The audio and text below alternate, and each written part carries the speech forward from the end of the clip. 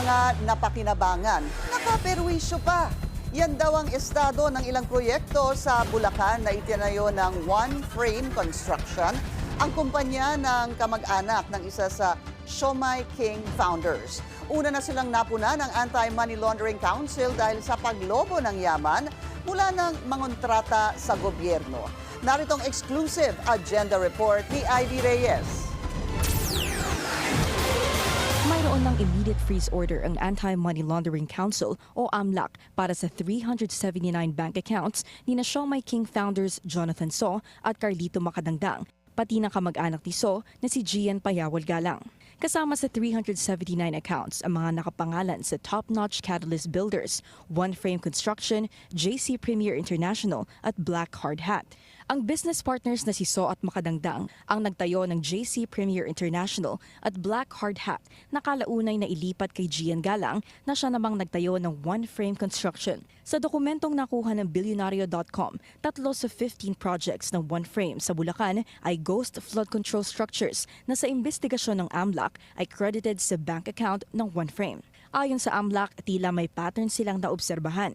Bayad sa magkakahiwalay na tranches ang 3 proyektong may kabuuang halaga na 299.9 billion pesos. Pagkatapos ma-release ng pera, agad itong ikino-convert to manager's checks sa kanilang bank account. Either on the same or the next banking day, idine-deposit daw ang pera sa isa pang account sa iba namang bangko. Pinuntahan ng aming team ang unang proyekto sa listahan at kwento ng mga residente, hindi na natutuyo ang tubig sa tagiliran ng mga bahayan nila. Ang tubig, maitim na at may mga basu-basurang lumulutang.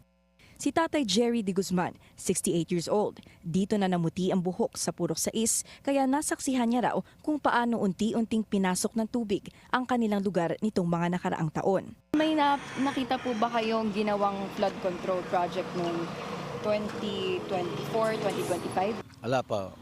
Ang pagkakaalam ko niyan, hinukay lang to. Hinukay lang tong ilog na ito, ng bako, yun lang. Hanggang bewang pag may bagyo, hanggang binti naman on a normal day. Ganito raw ang sitwasyon sa parting ito ng Bulacan buong taon.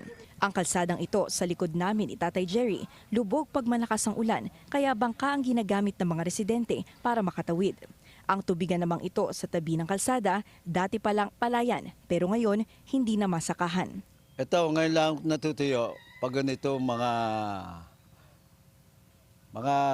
patagaraw, mga January to May. Pag May na, puro tubig na naman ho yan.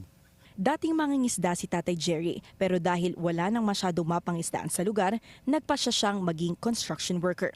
Maraming kabuhayan daw ang nawala simula ng pasukin ng tubig na Bukawi River ang pilapil na ito. Hindi pa raw kasi tapos ang dike na magkokonekta umano sa Bukawi at Balagtas, kaya patuloy ang pagpasok ng tubig sa purok na ito. Para sa Agenda, Ivy Reyes, Billionaire Channel. Mag-follow sa aming mga social media accounts at mag-subscribe sa aming YouTube channel para sa pinakahuli at eksklusibong mga balita.